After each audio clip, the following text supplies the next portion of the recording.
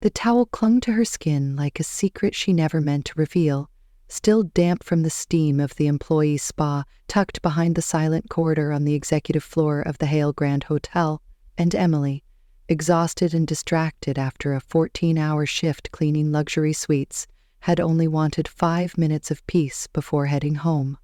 5 minutes to rinse the chemicals from her arms and the weariness from her bones.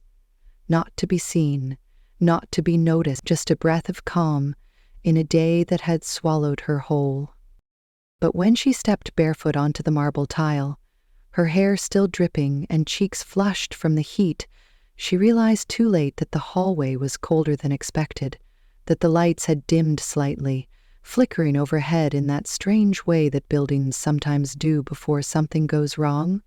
And still, she pressed the elevator button with the side of her hand, hoping to slide down to the laundry room before anyone saw her like this. When the doors opened, she stepped in without checking, assuming, foolishly, that, at this hour, on this floor, she would be alone, but, of course, she wasn't.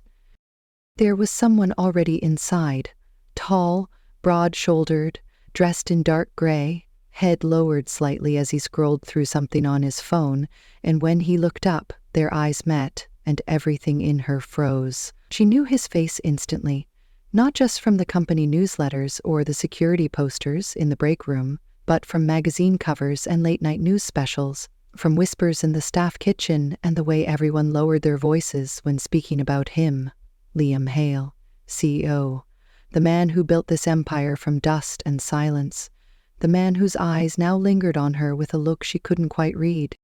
Her breath caught as she clutched the towel tighter around her body, pulse pounding so hard she thought it might echo off the mirrored walls, and she made a split-second decision to step back, to leave, to pretend she'd never entered at all.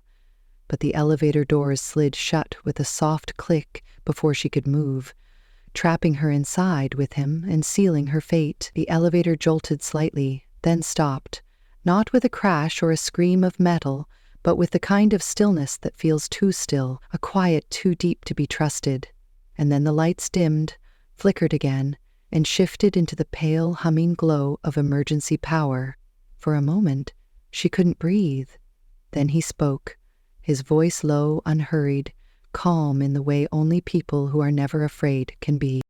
"You okay?"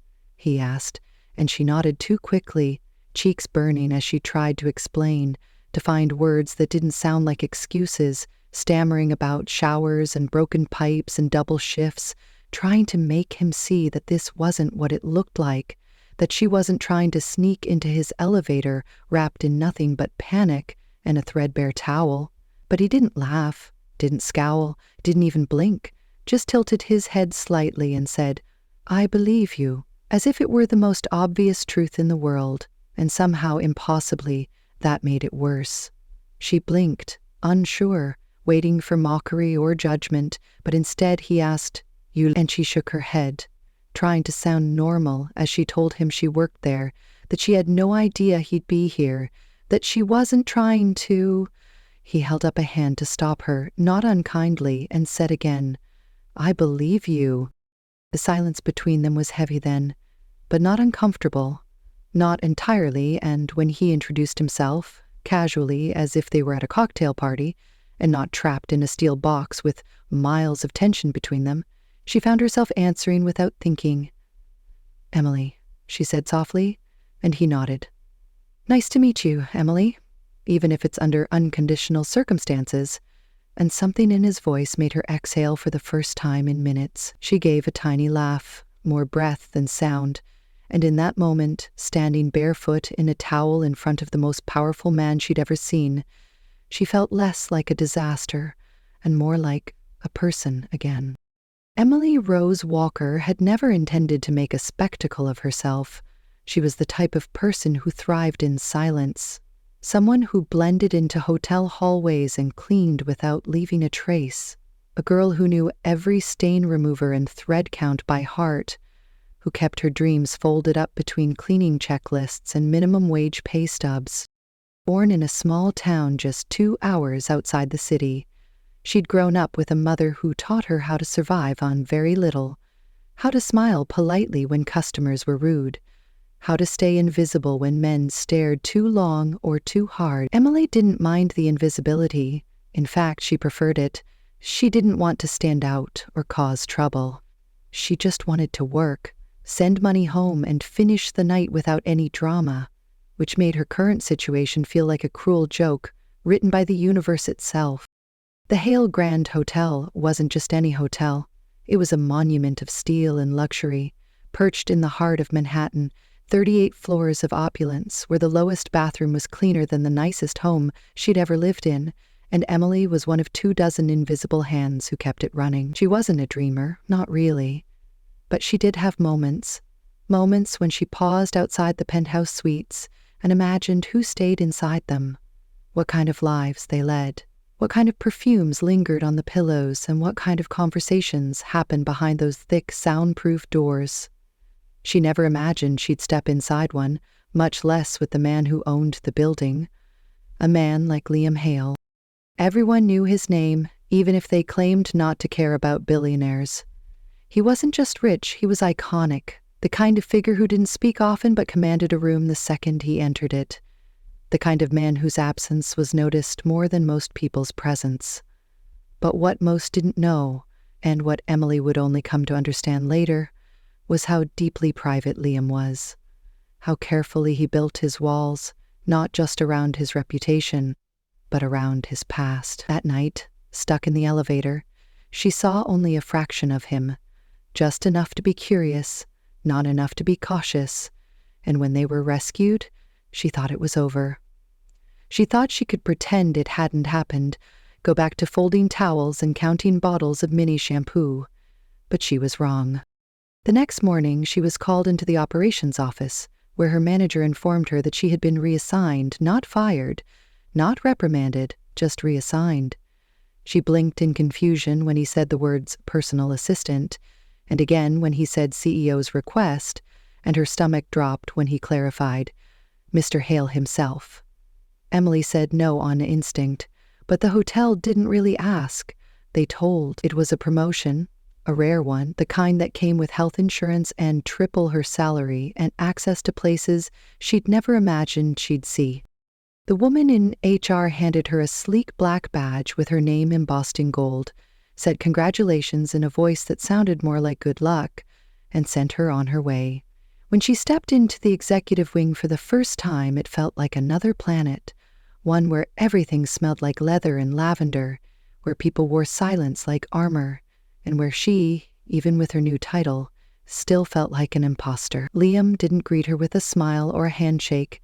He simply nodded, gestured toward the sleek glass desk outside his office, and said, "If you're staying, I expect discretion," then turned and disappeared behind the heavy double doors.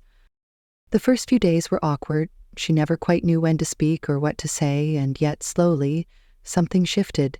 He began asking her small questions. How do you take your coffee? Are the office chairs uncomfortable? What's the best floor cleaner you've used? And she answered, cautiously at first, then with more ease. One morning, he handed her a stack of books from his personal library and said, "I think you'd like these," and walked away before she could ask why. He was always composed, always a little distant, but he looked at her the way no one had ever looked before. Not like she was beneath him or beside him, but like she was unexpected and somehow worth noticing. And though she would never admit it out loud, not yet, she started to notice him too. Not just the way he dressed, always perfectly tailored and effortless, but the way he leaned back in his chair when reading contracts, the way he rubbed his temple when deep in thought, the way his voice softened, almost imperceptibly, when he said her name. She tried to remind herself that this was work, that people like her didn't belong in stories like his, but the line between professionalism and curiosity was growing thinner with each passing day, and she was beginning to wonder what would happen if it finally disappeared. Emily told herself over and over that it was just a job, that the way her heart quickened every time she stepped into Liam's office was nothing more than nerves, that the way he looked at her sometimes, when he thought she wasn't paying attention, didn't mean anything at all. Because it couldn't. Because it shouldn't. Because people like her didn't get chosen by men like him. But even the best lies lose their power when repeated too many times. The shift began slowly, so subtly that she barely noticed, the way a room fills with warmth before you realize the sun has moved. A glance that lingered a beat too long. A question that felt too personal to be professional, and a smile that never quite reached his lips, but always reached his eyes. At first, she chalked it up to proximity. They spent hours together every day, coordinating meetings, preparing contracts, riding silently in the back seat of black cars through the city traffic, sharing space without speaking much. But the silence between them wasn't awkward. It was intimate in a way she didn't know how to name. One afternoon, while she organized papers in the small lounge attached to his suite, Liam stepped inside, loosened his tie with a sigh, and sat beside her on the velvet couch without a word. After a few minutes, he said, "You're not like them." She didn't look up. "Like who?" He shrugged. "People who orbit power. You're not drawn to it. You endure it." She finally glanced at him, something caught in her throat. "I don't belong in it."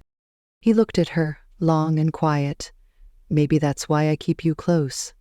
The silence that followed wasn't empty, it was charged, humming with something neither of them were brave enough to touch. That night, Emily walked home with her fingers trembling in her coat pockets, her breath fogging in the cold, and her thoughts spinning too fast to catch. She didn't see it as the start of something. Not yet. But she felt the shift, and that was enough to scare her. The next morning, Liam greeted her with a coffee already made, just how she liked it, 2 sugars, no cream, and the tiniest note stuck beneath the cup that simply said, "Don't let the world change your taste." She smiled before she could stop herself. Over the following weeks, their rhythm became something softer, steadier, private glances over conference tables, half smiles exchanged in elevators, and one evening when he walked her to the subway entrance in silence, just to make sure she got there safely. He never said why, and she never asked.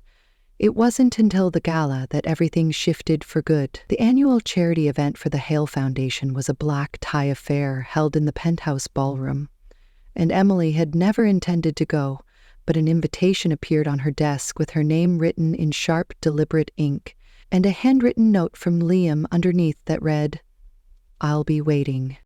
She borrowed a dress from her neighbor, a simple navy satin gown that hugged her in all the right places and made her feel like someone else for a night. When she stepped out of the cab and into the grand lobby, the hush that followed was immediate. She felt every eye turned toward her, but none of it mattered when she saw him waiting near the staircase, wearing a tailored black suit and an expression she couldn't decipher. He walked toward her slowly, like he was seeing her for the first time, and when he stopped in front of her, he didn't compliment her dress or her hair or her makeup. He simply said, "You showed up," and somehow that meant everything. The night blurred into sparkling lights, champagne flutes, and soft music, but the moment that stayed with her happened on the balcony, where she stepped out for air and found Liam already there, hands braced on the railing, eyes fixed on the skyline. He didn't turn when he said, "Sometimes I forget this city isn't the whole world." She stood beside him, quiet for a beat, then asked, "What is it then?" He glanced at her. "A mirror, maybe. It shows you what you want to see until you can't look anymore." She looked away, unsure of what to say. Then he said something that made her breath hitch. "You're the only person who's looked at me and not seen a headline." She met his eyes. "That's because I don't read the papers." He laughed then, low and quiet, and before she could overthink it, he reached for her hand. His fingers brushed hers, hesitant but warm, and when she didn't pull away, he laced them together. They stood like that, hand in hand, not speaking, and in that stillness, something broke open between them. Later that night, he walked her to the elevator, pressed the button without speaking, and as the doors slid open, he turned to her and said, "You don't have to go." She looked up at him, heart hammering, but all she could whisper was, "I know." And then she stepped inside, because she wasn't ready, not yet, and he didn't follow because he understood. The days after the gala were quieter, not awkward, just more careful. They returned to work like nothing had changed, but something had, and it lived in the way he leaned a little closer when speaking to her, in the way she lingered in his office a little longer than necessary, in the way their hands sometimes touched, and neither moved away. One evening, during a storm that rattled the windows of the executive wing, the power flickered, and the lights dimmed for a heartbeat, and Liam, who rarely showed emotion, flinched. Emily noticed. She stood and walked to his desk, placed a cup of tea beside his hand, and said nothing. He looked up, eyes dark, and for the first time he said her name like a question, like a plea. She sat across from him and waited. He didn't speak for a long time. Then finally he said, "I was in an elevator when she died." The lights flickered then, too. Emily didn't ask who. She didn't need to. She just reached across the desk and touched his hand, not to comfort, not to fix, just to say, "I'm here." That was the night something changed for him. That was the night he let himself begin to feel. And for Emily, that was the moment she realized she was falling, slowly, completely, and without permission. She tried to fight it, told herself it was just kindness, just gratitude, just the result of too many late nights and too much closeness. But the truth was quieter. The truth was she'd never been seen the way he saw her. And she didn't want to lose that light. She didn't know what they were, didn't dare name it. But she knew one thing for sure. This wasn't just a job anymore. It was the start of something fragile and real, and she didn't know how to stop it. And maybe, just maybe, she didn't want to. The moment it changed wasn't dramatic. There were no explosions of feeling or screaming matches under the rain. It was quieter than that, more subtle. The kind of shift that happens when you look at someone and realize the version of them you've carried in your mind doesn't quite match the one standing in front of you. Because real people are heavier, more complicated, more scarred than the idea of them. It was a Thursday afternoon, the kind of day that blurred into routine, with coffee cups half drunk and documents stacked high and the quiet hum of city life just beyond the windows, when Emily walked into Liam's office and found him standing by the window with a look on his face she hadn't seen before. Not anger, not exhaustion, but something like mourning. He turned slowly, held up a manila folder, and said her name like it hurt. She took it from his hand, fingers brushing his, and opened it without asking, already knowing it was about her. Inside were photos, grainy and too close, of her entering the staff showers, exiting the elevator barefoot, standing beside Liam during the gala, and scribbled notes that speculated about her intentions, about the nature of their relationship, about whether she was just another opportunist trying to claw her way into the elite. The words stung, not because they were true, but because someone had gone to the trouble of making them seem that way. Her throat tightened. Who did this? Liam didn't answer at first. He turned back toward the window, voice flat when he finally spoke. My board has concerns. Investors are watching closely. My team says we need to get ahead of the narrative. Emily felt her stomach drop, the weight of his words heavier than anything he'd ever said to her. So what does that mean? She asked, barely above a whisper. It means, he said slowly, that people will assume what they want to assume, and that my proximity to you, however innocent, will be used to paint a story that suits their agenda. She closed the folder carefully, as if gentleness could undo the violence inside. Are you asking me to leave? He didn't turn, didn't move. I'm asking you what you want, because if you stay, you need to know that this doesn't get quieter, it gets louder. She wanted to scream that she never asked for this, that she never wanted headlines or attention or his pity or his name on her skin like a scar she couldn't explain. But all she said was, I didn't think it mattered. Liam finally looked at her then, really looked, his eyes sharp and almost pleading. It shouldn't, he said, but it does. Because the world we live in doesn't care about truth, it only cares about the version people buy.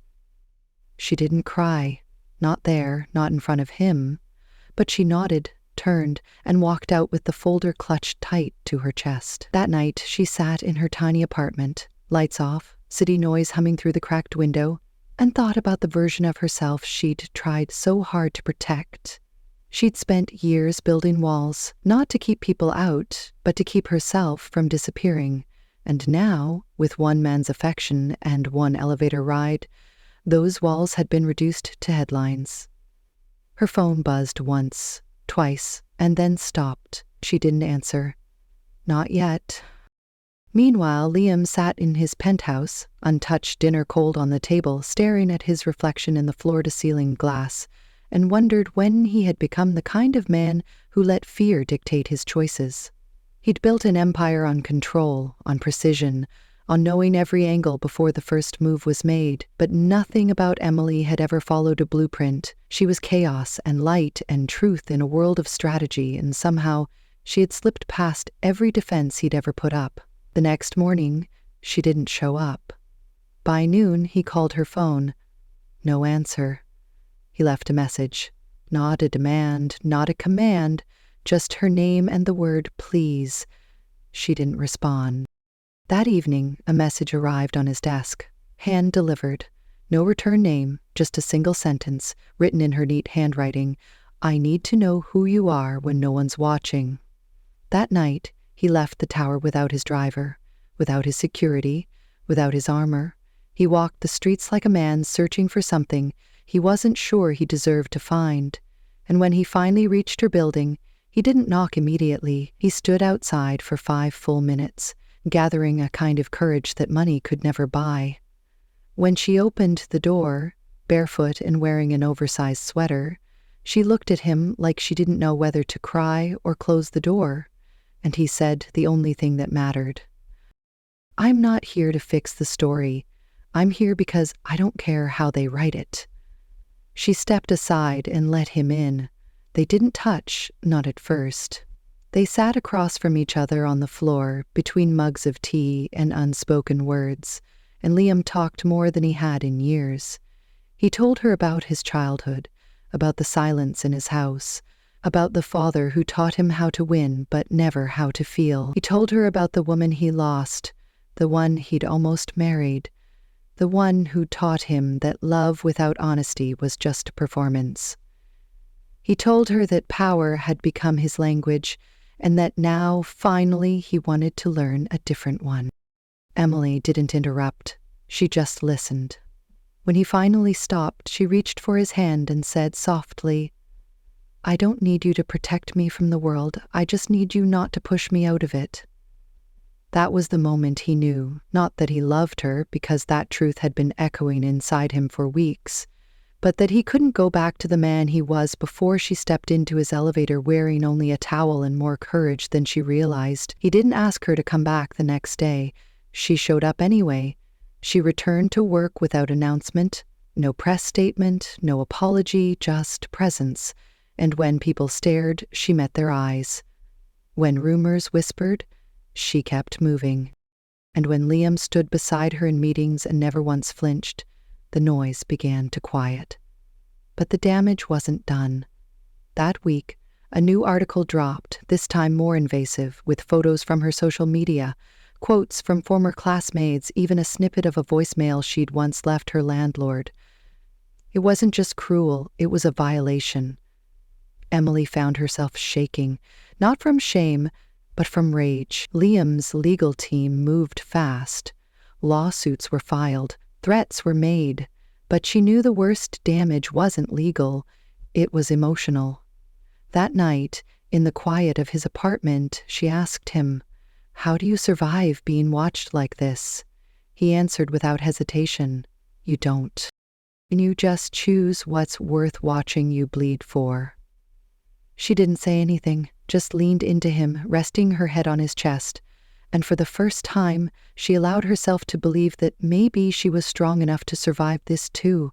What neither of them knew, not yet, was that the story the world wanted to write wasn't the one that would endure, because truth, once spoken, can't be silenced. And love, once chosen, cannot be unchosen. And though the world would keep watching, what mattered now wasn't the version they sold, it was the one they built, together, piece by piece, in the quiet between the noise. It happened on a Wednesday morning, the kind of morning that felt like it would pass unnoticed, with the hum of fluorescent lights and the soft shuffle of paper and footsteps and all the little rhythms that made up the executive floor of Hale Enterprises. The world outside was waking up slowly, but inside the tower something was brewing, a silence that wasn't peaceful but tight, like the breath held before a storm. Emily arrived early, as she always did, her hair pulled back, her clothes neat but simple. Nothing about her appearance screamed power or prestige, but there was something in the way she walked now, something steadier, like she'd stopped shrinking into herself and started standing as if she belonged, because in some ways she finally believed she did. She placed Liam's coffee on his desk without a word and turned to leave when he called her name. Not loudly, just enough to make her pause. "There's something we need to talk about," he said, and there was something in his voice that made her turn slowly, heart already ticking faster, not fear exactly, but expectation, because over the past few weeks they'd learned each other's silences, and that one wasn't the usual kind. He gestured toward the chair across from his desk, and she sat, folding her hands in her lap the way she used to when she first started working there, as if bracing herself for whatever came next.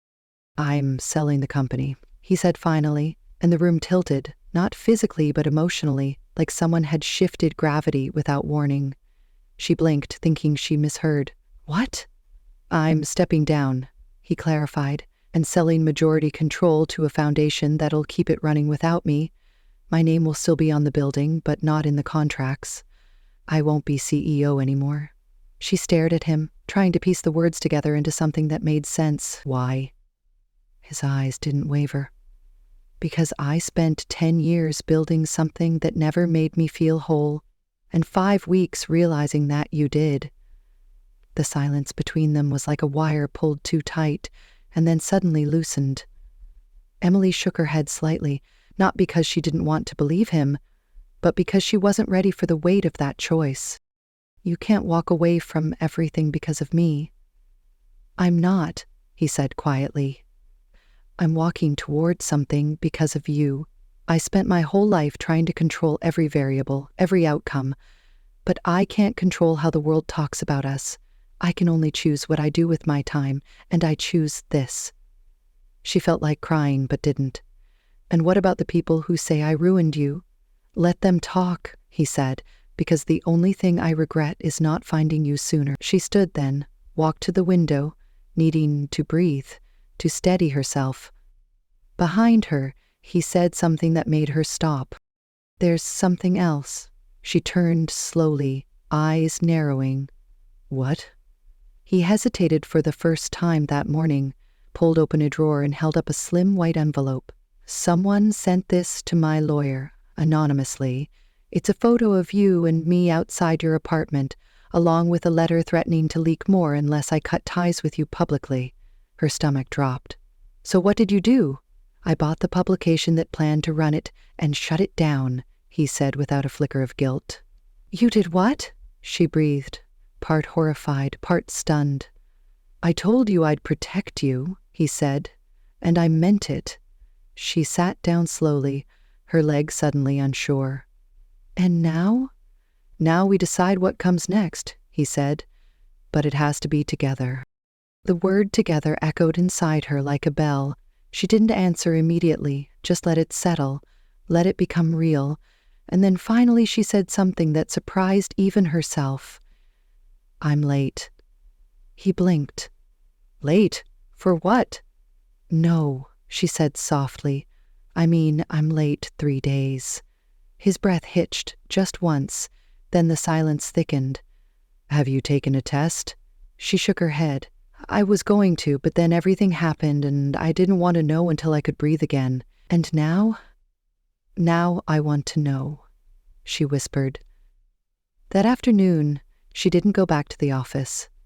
Liam handed her his car keys, told her driver to take her home, and promised he'd be waiting when she was ready. She stood in her apartment with shaking hands, staring at the test like it held her entire life in its tiny digital window. And when the word appeared, clear and undeniable, she didn't cry, not at first. Not until she imagined telling him. Not until she realized what it meant to carry someone else's future inside her, someone who had built his life on control and precision and was now giving it all up for something he couldn't predict. She returned to the tower just as the sun began to set, the city glowing like fire below, and found him in the office, exactly where she left him, sleeves rolled up, tie undone, eyes fixed on the door as if he knew she'd come. She held up the test without speaking. He looked at it, looked at her, and said nothing for a long time, just crossed the space between them and took her hand in his. "Are you okay?" he asked. "I don't know," she admitted. "Are you scared? Terrified?" "Me too," he said. "Then what do we do?" "We don't run," he said. "We choose, together." And then in that moment she felt something break. Not the fear, not the uncertainty, but the last bit of doubt that told her she wasn't enough, because he looked at her not like a mistake or a complication, but like the future, like something he hadn't known he was waiting for until it arrived.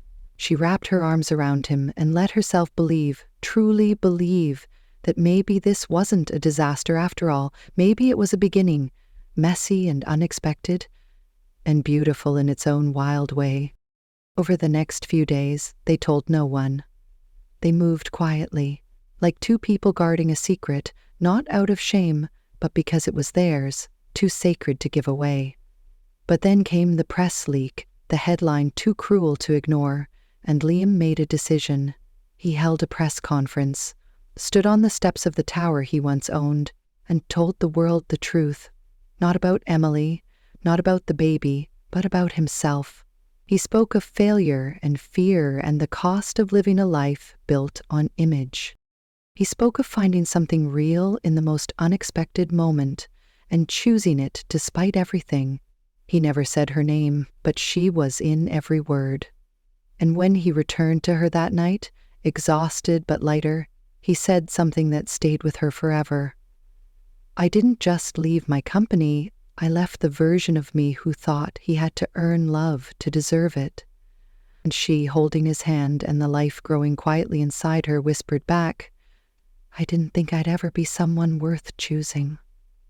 "You are," he said. "Always were. I just needed to be someone brave enough to see it." That was the moment they stopped being a scandal and started being a story, not the kind written in gossip columns, but the kind that lasts. The thing about life-changing moments is they rarely give you a warning. They don't knock politely before walking in, they just arrive, loud or quiet, sometimes disguised as chaos, sometimes disguised as calm. And by the time you realize what they are, you're already different. And for Emily, the change didn't arrive with the test or the headlines, or even Liam's public declaration. It came in the form of silence. Not the kind that filled boardrooms or late-night car rides, but the kind that came from within, the stillness that followed when fear stopped screaming and left her with the echo of her own heart. She had always thought of herself as temporary, a visitor in every space she entered, a woman passing through other people's stories without ever being the main character. But now, she was center frame and the camera never blinked, and as much as Liam tried to shield her, to hold the world at bay, she knew deep down that something was building, something that would demand more than just love and promises. The morning it happened began like any other, soft sunlight leaking through their shared apartment, now a quiet mix of her things and his, a mug of tea cooling on the windowsill, Liam still asleep, shirtless, arm flung over his face, and the gentle rise and fall of his chest as steady as her breath. But when she went to brush her teeth, she saw it blood. Not much, just enough to twist her stomach into a knot and send her hands into a tremble. She sat on the bathroom floor, knees pulled to her chest, and tried not to spiral, but the fear came anyway, fast and full and furious. When Liam found her, she didn't need to say anything. He saw it in her eyes. He sat beside her, pulled her into his arms, and whispered, "We'll go now, no questions, no delays, just action." At the hospital they waited together, hands clasped tighter than any vow. Liam didn't pace or fidget. He just held her, stared straight ahead, like he could will the world into being kind. And when the doctor finally came in with kind eyes and calm words, they both held their breath. Until he smiled and said, "You're okay, the baby's okay, just stress and exhaustion, and a little dehydration, but nothing we can't manage with rest and care." And maybe a slower pace. Emily let out a breath she didn't realize she was holding. Liam kissed her forehead and said, "I can slow down for the rest of my life if that's what it takes." But the scare shook her more than she admitted, not just because she almost lost the baby, but because it forced her to look at everything she hadn't faced. The weight of their love, the speed of their story, the scrutiny of the world, and most of all the fear that she wasn't built for this. Not for love, not for motherhood, not for being someone's person, especially not someone like him. Liam noticed the shift, not right away, but in the way she avoided mirrors, in the way she turned down his hand when he reached for her in public, in the way she smiled but never let it touch her eyes. And one night as they sat in bed, her head on his shoulder, the television playing a movie neither of them watched, he asked softly, "What are you afraid of?" And she didn't answer, not because she didn't know, but because she knew too well. She tried to explain in pieces over the next few days, moments caught in coffee breaks and cab rides. She told him about her mother, the way she worked 3 jobs and still couldn't meet Emily's gaze without disappointment, about the men who came and went like bad seasons, each one taking something from her, about the way she learned early to need nothing, because needing meant risking, and risking meant hurting. And Liam listened, always listened, but one night he said something she hadn't expected. "I was afraid, too, of not being enough, of giving someone everything and still losing them, of loving so hard I'd forget how to breathe, and maybe I still am, but I'd rather be afraid with you than fearless without you." That was the night they finally stopped pretending, stopped performing. She cried in his arms for the first time, not a quiet tear, but the kind that came from the center of everything, and he didn't try to stop it, just held her and whispered, "I've got you," over and over, like a mantra, until her breathing slowed and her heart found its rhythm again. And in the days that followed, something healed, not all at once, not perfectly, but enough. But then came the final blow, the twist no one saw coming. A call from Liam's attorney, urgent, unexpected. A clause in the company's sale agreement that had been missed, buried deep, and legal enough to sound benign but explosive in its implications. The new buyers were demanding a public statement disavowing all personal relationships that had impacted company operations, particularly with Emily, or the deal could fall through entirely. Liam sat in silence for a long time after the call. Emily across from him, already pale, already tired. "This will fix it," he said quietly. "If I say it was a mistake, if I say we ended things, the press will move on, the sale will go through, and everything we built can stay intact." She looked at him, eyes wide. "Not with betrayal, but with heartbreak. Would you do that?" He didn't answer, and the silence said more than any word could. She stood, then quietly walked to the door and said something he never forgot. "If I have to be erased so your world can stay whole, then maybe I never belonged in it." And she left, not out of anger, but grief, because there are moments when love asks too much and you have to walk away to survive. And Liam watched her go, knowing that for the first time he couldn't chase her. Not yet. Because this choice had to mean something, and she had to see it. For 2 weeks they didn't speak. He signed the papers, gave the statement, not a cruel one, not a betrayal, just a quiet confirmation that they were no longer involved. And the press ate it up. Headlines spun it into scandal, into tragedy, into lessons about power and women and choices. And Liam stayed silent through all of it, until one morning he showed up at a small gallery in Brooklyn where Emily was showing her art for the first time since school. The room was full of strangers and canvases, colors, but when she saw him standing at the back, flowers in hand, expression unguarded, she froze. He walked toward her slowly and said, "I gave them the story they wanted, because I realized it didn't matter what they believed, It only mattered what I did next. And what I want next is a life that's not made of boardrooms and statements, but of mornings with you, and nights that don't end in apologies, and a child who knows love without condition." She stared at him, eyes wide, breath short. "You said it was over." "I said it because it was the only way to end the noise so we could begin something real."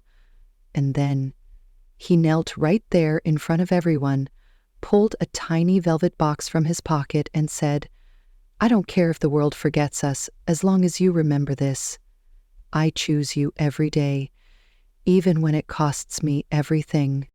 She didn't cry, not right away, but when she whispered yes, and he stood and pulled her into his arms, the room erupted, not with applause, but with something quieter, something better, a kind of collective exhale, as if everyone watching knew they were witnessing something rare and true and earned. And that was how the twist ended, not in heartbreak, but in a choice to keep fighting, not against the world, but for each other. The city glowed beneath them like a constellation of promises as they stood hand in hand in the apartment that had once been a hiding place.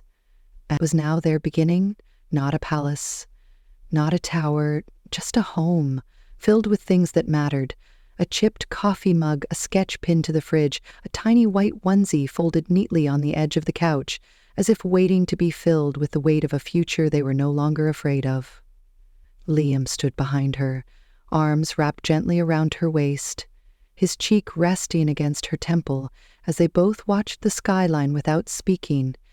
And for the first time in what felt like forever, the silence was kind, the kind that settles not from emptiness, but from peace.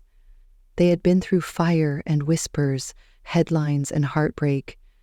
They had been torn apart by fear and stitched back together by something quieter, something stronger than pride or performance, something like truth. Emily leaned into him, her fingers tracing the edge of his wrist as she said softly, "I used to think love was supposed to be perfect, clean, easy, like the movies.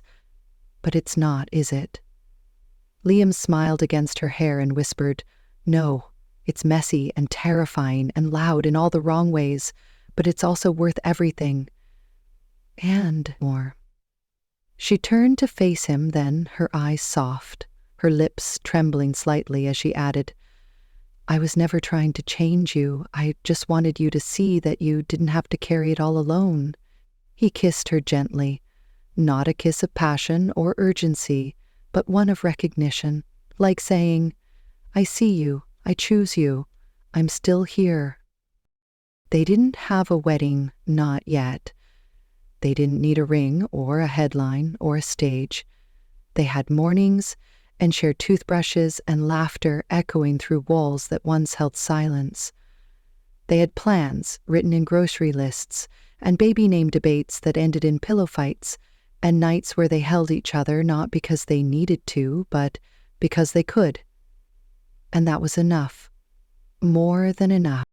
One afternoon, as they walked through the park, her belly now round and her steps slower, Liam paused mid-sentence and said, "Do you remember the elevator?"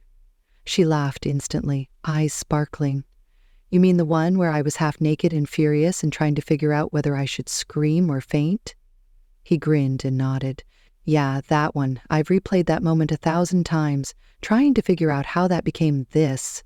And she tilted her head and answered with a smile, "Because sometimes the worst timing leads you to the right door."